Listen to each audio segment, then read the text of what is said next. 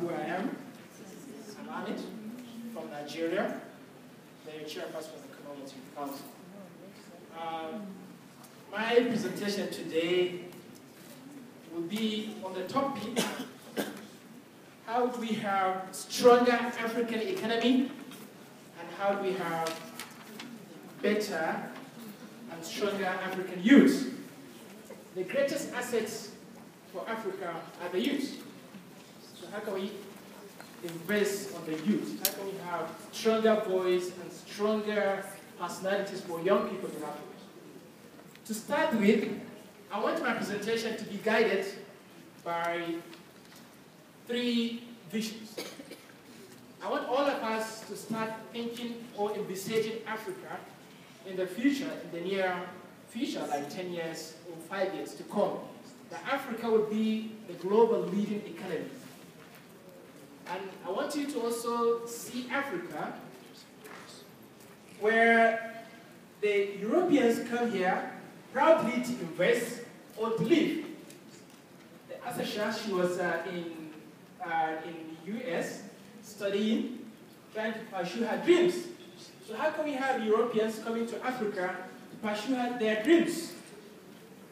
And the third goal is how can we have youths who are the major drivers for political and economic directions or dimensions of all Africa. How can we have youth at the center level of any developmental change? So now I will take you through some steps through which we can achieve this. The first step is to have self-confidence, and that's the title of this summit. How can we believe in ourselves? How can we believe that we Africans, we are better, and we can do better? And how can we stop looking up for others, try to be like others who are not us, who live in a different environment, different challenges, different circumstances? Stop looking at them. Look at ourselves, look at our challenges, and what are our needs, and let's concentrate on this. How can we have an independent economy? And how can we utilize the abundant natural resources we have in Africa? We all believe that we have abundant energy resources. We have been having problems regarding electricity supply in major countries, many countries in Africa. My country is an example. We have one of the major obstacles of our economic development is lack of power supply.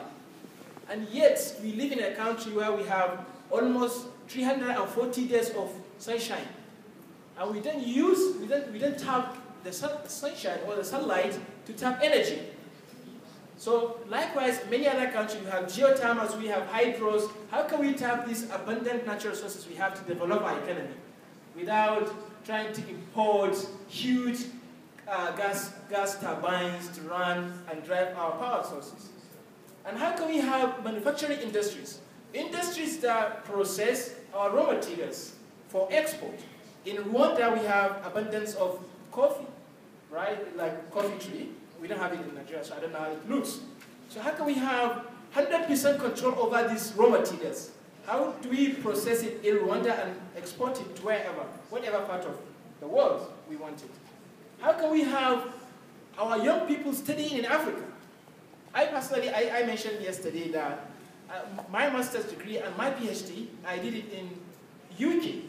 And if I tell you how much it was spent for my study in UK, it's enough to sponsor many young people to study in Africa. And it's not only me, my country used to sponsor large number of young people every single year. At least 500 young people go to UK to study. And for every single person, my country pays a huge amount of money. And if you put this money together for a certain period of time, let's say 2 years, or 3 years, or 5 years, it's enough to build a world-standard university in Nigeria. Employ the excellent staff and the professors, let them come down to Nigeria, sleep there, and teach the Nigerian young people there with this amount of money. But why do you always prefer to send our people to Europe to study there, while we can build our Europe in our own land? So these are the steps. We need to have our own universities where we can all proud to be students there, and it's very of world-class standards. So now, these are the current status we have now. And I will tell you again how we have been empowering the Europe. I just told you how much we are contributing to the educational system of UK. Now I will tell you another way. Many of us travel abroad. We travel to Europe, to Paris, America. And anytime we are going there, we have to pay visa fee. And this visa fee goes to the economy of that country. So they are holding more of our hard currencies while we are not holding theirs. Now, America will have more of Nigerian naira, while Nigeria will not holds more of US dollars. And the less you have of the foreign country's currency, the less your economy is powerful. So as long as you can hold more of the foreign currency, then your economy can said to be growing faster. And the fact that these Europeans are always telling us that come and collect debt loans from us. And we pay back more than what we get from them. So they are collecting more from us. And yet they're saying that we need to be developed. And one of the problems is that we ourselves, we don't trust ourselves, like we all been saying. I believe we've been studying from our childhood, and anytime we go to school, we speak in different language. But why can't we speak in our native language? Because a child, when you speak, Mandela said, if you speak to a young person in his language, you speak to his heart. But when you speak to him in a different language, you speak to the body. So it's better to have in our education system, to have our own native language spoken in every classroom, especially at the primary school level, so that people and young people can understand the concept of the knowledge. And coming to the culture, all of us here, I am guilty here standing, because what I'm wearing is not a representation of my culture. And for that, you can look at this gentleman wearing his clothes, native clothes. Very few of us, these two young ladies. So these are the proud Africans who believe in their culture and are proud to portray the symbols of what they stand for. And these are the first steps we need to have to start with. I'm regretting that I'm wearing a suit instead of a cap and a long gown. And that represents who I am, where I come from. This is someone's culture. Who do not know who I am, does not know my challenge. So I think Africans, we need to respect our culture, and also we need to be on our own without looking at other people. And we also, like the gentleman there spoke, in our education system, we should not be borrowing the curriculum of what the Westerners are teaching. That if Westerners are teaching sociology or social science or anthropology, that we also have to teach our young people anthropology. No, we need to have our own African fit curriculums to teach our young people and children. And yet, we Africans, we are still in the trouble, killing ourselves, crisis everywhere. If you open CNN today or yesterday, you see what is happening in Central African Republic, Southern Sudan, or maybe Congo, right? Are Africans killing Africans? It's not a European killing an African. So you're killing your brother, hurting your brother. So what benefits? I think our commonness is far more than our differences. So we have so many things in common. We have the geographical locations together, the color of our skin the same.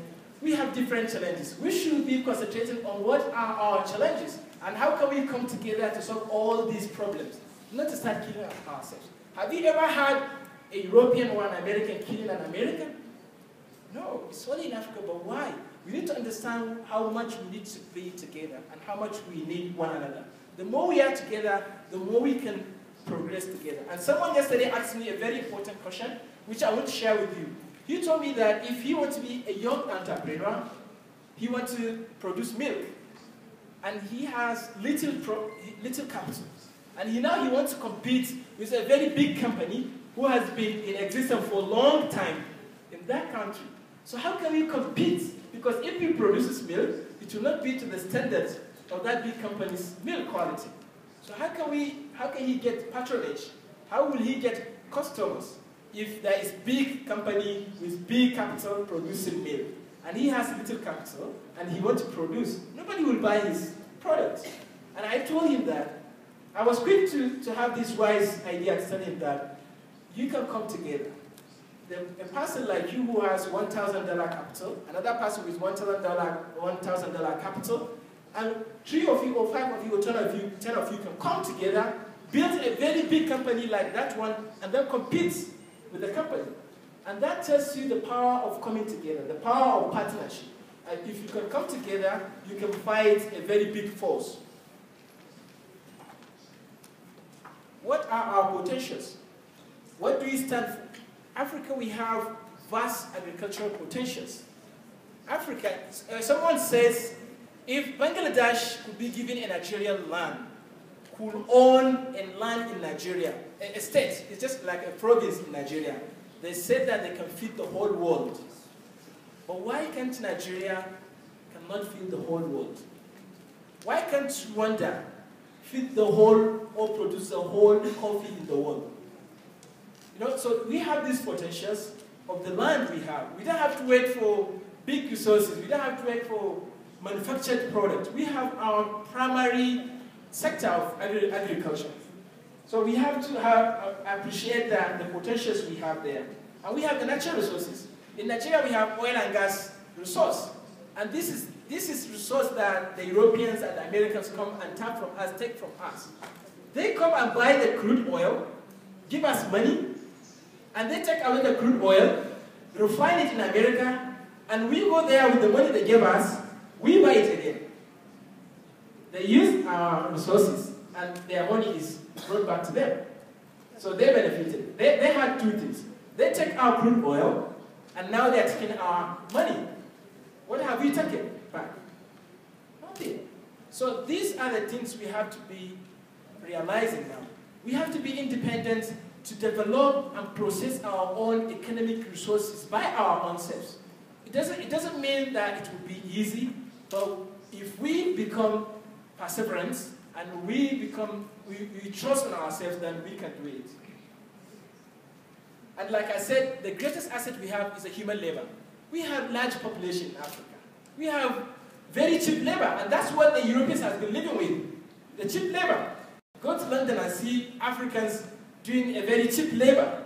For the whole day you spend your time in a boutique arranging clothes. At the end of the day, they give you 100 pounds. And that is not enough to pay for your bills. That is not enough to pay for your rent. Take less of saving. Take less of doing something for other people. So why can't you come down to Africa and use our labor to develop our economy? So these are the potentials we have in Africa. Now I will, as a youth leader, our advocacy is for the young people.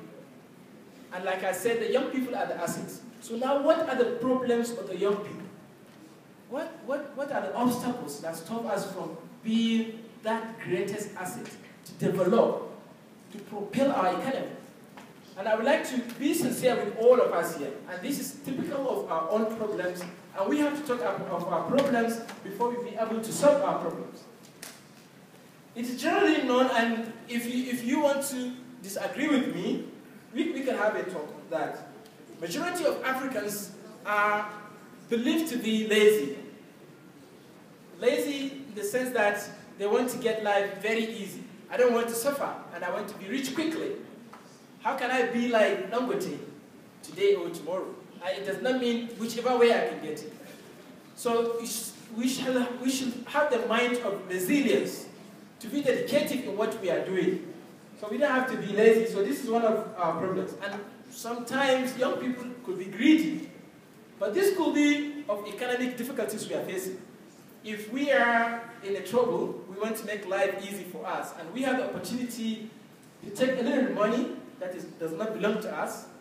Sometimes youth do that. So this should not be an excuse. We should be trustworthy. What we don't earn, it shouldn't be ours. But rather what we earn should be ours. So our greediness is one of the major problems that we have to also tackle. And then the second thing is that we compete against ourselves. If a young man grew and becomes someone in his country, then his friends, his colleagues will go against him.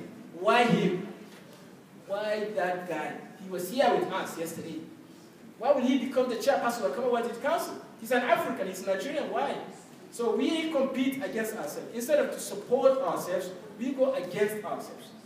So we should be competing against the rest of the world, not against ourselves. And our major problem is nepotism.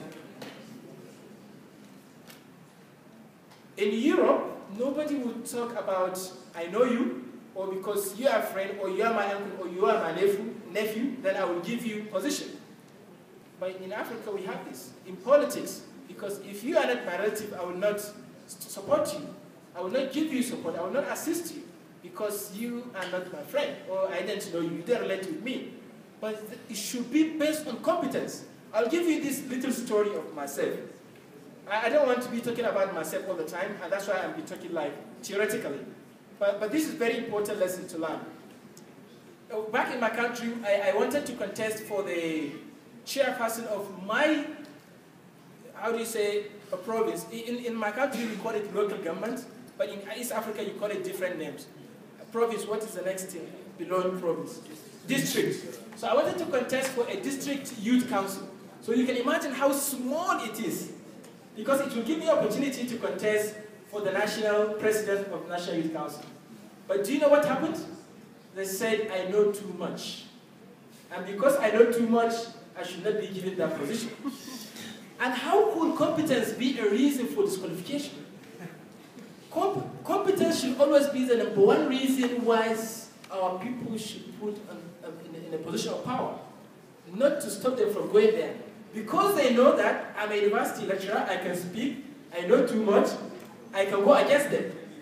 So that means they are not serious about the youth. They are not serious about empowering the young people. So they need to put someone who does not know anything, someone who they can control, even against the interests of the youth. And that's why the election took place 4 times, and they have been cancelling the elections. The 4th time I decided to boycott the election, because I know they will never let me be there. So these are our problems. And here I am standing. The whole world realized my competence, who I am, and said, be our leader. Here I am, I'm leading more than 1.2 billion young people in the world. From Africa, from Europe, from Pacific, from Americas, from Caribbeans. They saw something in me that my own people did not see, and they fought for me based on competence. Daniel contested, he wanted to be in a position in the Commonwealth Council, but he said he has seen something in me that he prepared himself to lose for me to win. And because he knows that it means progress. It's not about our personalities, it's not about being African or being someone I can control. It's about competence. And that's why we need to change our system. The way we handle our political and democratic systems, and the way we treat ourselves, it has to change. And because of all our problems, young people, and that's why we are not involved in governance. If you are not united, you are fighting within yourself. You find it common in many countries where you have youth organizations having 3 functions. In my country, presently, there are 3 functions of Commonwealth, National Youth Council. 3 sets of executives are saying that we are the leaders of the youth. Another set are coming that we are the leaders, and the third one is there. So who do you think the government will work with? The youth themselves are not united. So if there is a crack, then everybody can penetrate within yourself. So the more united we are, the more we can achieve our target. But yet, we should not forget the youth potentials. Youth has lots of potentials that we can still make it better. It's not late for us to change. We have the energy, we have creativity, we have innovation, and we have time. And I believe me, youth are not corrupt, because youth do not know the pleasure or the joy of money. Because if a young man is given $10 million, he will be scared to steal $5,000 because he's not exposed to big money. But a big man, someone who has been exposed to money, can decide to take $10,000 from that money and feels nothing. So even if you could be corrupt, he could not be as much as that as an older person. I'm not saying generally, but majority. So young people, if they are tried, they are given positions, they will do better. And we have to prove that any positions we hold, any opportunity we are given, we have to prove our honesty. And that's what gives us an opportunity in the future. And the youth have the time. Like I told you, every single day I receive like 50. Okay, altogether I receive around 100 emails every single day. I have 4 emails, one for the chair, the one I use for my campaign, one for my personal, and one for my university. So I read these emails and reply them every single day before I go to bed. And tell me, how do you think an old man who is over age can have time to respond to 100 emails every single day? He cannot. So the youth, the young people can do this because they have the energy. Obama was voted as the president of America at the age of 40, 45 or 47. So look at our African leaders. Many of them, they are older enough to be in that position. So young people, we have to showcase our potentials. And that's why you need to use people in governance, young people in governance. And if we can be strong enough to invite these good traits, then the government will have to call us. We have to be part of every decision making. We will be the one to determine who will be the next president. We will be the one to determine which economic policy to adopt in our country. We will be the one to say we are not happy with the employment rates in our country. We want more employment opportunities, and it must happen. And if we say we don't want this president, and he must go. If we say we don't want this MP, he must come back home. So we have to have this stronger voice, and this unity is what brings us to this potential. And like I keep saying, Mandela has really inspired many young people, and we still celebrate his life. Not just because he's a human being or he's Mandela, but just because of what he did. He was brave, he exhibited sense of selflessness, and he was just.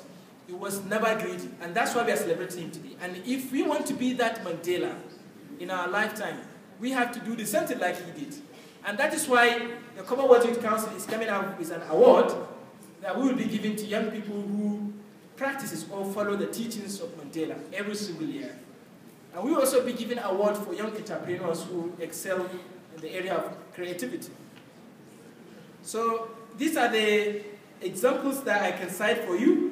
But briefly before I go, I would like to brief you about how I come to this level, a brief of my personal life, and what are the challenges and how I succeed to this level. Initially, I came up from very, very poor background back in Nigeria, and I had normal school. I went to the public school. I was never serious of my education, my studies, until when I get to the senior secondary school level. And that's when I realized that, come on, you need to know what you are doing. And that's when the sense of reasons came to my brain. And that was at very late age. And I was lucky. From the secondary school, I went straight to the university, where I read economics education. And that's where I started to involve in student struggle. I was elected as a student union leader in my university, and that's what encouraged me to be participating in youth and student and youth leadership. It has really exposed me to public speaking skills, and it's exposed me to be very active in developing young people's potentials. And immediately after that, I initiated a youth organization called League for Democratic Youth. Because in my community, I realized that the government is not consulting young people when it comes to budgets. Then the government will sit down and think youth need to have scholarship, youth needs what do you call it, entrepreneurship, youth needs this and that. But they don't know what the youth really needs. So how can we bring the young people on the table and ask them what do they want. And if you say you're spending $1,000 for this building, how much have you spent for it? Is it really cost what you said you've spent? So budget tracking. So this is what we have been doing on that. And I was happy when I heard the iDebate man was speaking. I also initiated something similar to that back in my country. So immediately after that, I went to the National Youth Parliament, where I represented my constituency, and I was elected the chief whip of that country. And we come out with different bills that support young people's involvement and support for young people. And that's given me the opportunity to represent the country at the 2011 Commonwealth Youth Forum in Australia. And from there, I was also elected to meet with the Queen of England on behalf of the Commonwealth Youth. And this is the first time I was introduced to the Commonwealth. And when I come to contest for the position I'm holding now, I was a bit not strong and confident about it in the beginning. I was thinking that I'll be competing with people from Europe, from all parts of the world. And these people, they have better background, better experience than me. And I say, I shouldn't let myself down because of what I think personally. But let people show or tell me what they think I am. Because you cannot know who you are. But people see who you are. They will tell you who you are. And even if you go there and contest, it's an improvement. So and I went there. I don't have the English accent. I cannot speak like the Americans. I was able to do the campaign. And people voted for me because they think I have what it takes to lead them. Not just because I come from London or because of anything, but because they've seen something in me. So people do not say that they are not voting for you because I am African. Some people say they are not voting for you because I'm African, they don't trust in Africans. But this is an opportunity to portray to the world what Africans can do. If I can lead the Commonwealth youth all over the world competently, then the image of African young people will change. So I personally am carrying 3 different images, or 4. I am carrying the image of myself, the image of my race, the image of my country, and the image of my continent. And that is why all of us together, we have to support one another. Because what we do will reflect on what the world thinks about us. Whatever I do, if I didn't do well at the Commonwealth Council, the whole world will say African youth, they are not good, they cannot do it. But if I do well, I'm doing it for all of us. People will say African youth, yes, they can do it. If you go and apply for something in the United Nations, they say, we remember Ahmed of the Commonwealth Council, he's an African. So this African can equally do it. So you may not know what you are doing, how it can help your brother somewhere else. So always should try to be good ambassadors of the constituency we are representing. So I think, time? Okay. I have finished already, and it's time. Thank you so much for your attention, and I hope you can engage. Thank you, it's amazing. I think if I can take a message from what he said, and if I can take a message from what Aissata said earlier, it's that we have to be united. We have to be together. We have to trust ourselves in doing things. And then you said something very interesting at the end of your presentation. You don't know who you're inspiring. You might be doing something on your small corner, thinking it's only me involved, but you don't know who you're inspiring. So be very careful with what you do and trust yourself. Thank you. So we'll take 3 or 4 questions and then go for the lunch. Donc on va prendre 3 ou 4 questions. Voilà, je vois que les gens maintenant ont des réflexes. Hein. Ils ont compris comment ça fonctionne, c'est super. Donc on va donner la parole ici à notre ami qui n'a pas encore parlé, je pense qu'on n'a pas encore vu. Je pense qu'on va donner la parole à quelqu'un qui n'a pas encore posé de questions depuis le début de la conférence. On voit quelqu'un ici. I'm seeing someone who never talked since yesterday. Please stand up. Thank you very much, comrade from Nigeria. Yes, elaborated much. Yeah, I'm calling Lupari Joseph from South Sudan. So my comrade from Nigeria has touched something on issue with regards to the Central African Republic, South Sudan, and the DRC. Issues to do with conflicts and wars. Indeed, you are right. But in one way or the other, and with full evidence for us in South Sudan, the last crisis happening in South Sudan, there is a clear hand of some of the countries from Europe to destabilize South Sudan. For one way or the other, in the situation of destabilization, it gives them room to steal resources. So, as it is widely known that South Sudan is one of the resourceful countries in Africa. So, the victims always are youth, the young people. The last failed coup attempt, it is one of the most widely spread crisis in South Sudan. The victims are always the youth. 95% are youth. So it is just a comment that I would like to disagree with him. He was saying that Africans are fighting Africans. No.